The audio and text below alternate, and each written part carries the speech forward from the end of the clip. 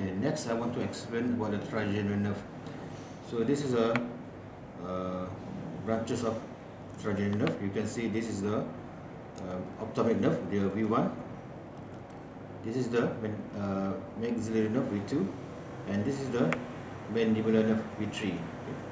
So the ophthalmic nerve divide into three branches. Let's remember.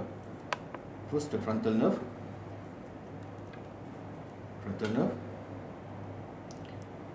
Next branch is the trigeminal nerve, and next is the nasociliary. Nasociliary is located deep inside. I think you cannot see from this view. So these are three branches from the ophthalmic nerve. This is the maxillary nerve, okay, which enter the orbit through the from inferior of the fissure, and it continues as infraoptic nerve.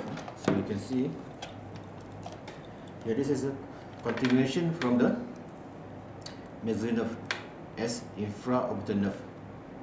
In this infraoptic nerve will exit the skull, the face, at the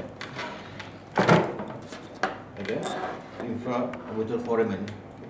So this is an infraorbital nerve coming into the surface of the skin.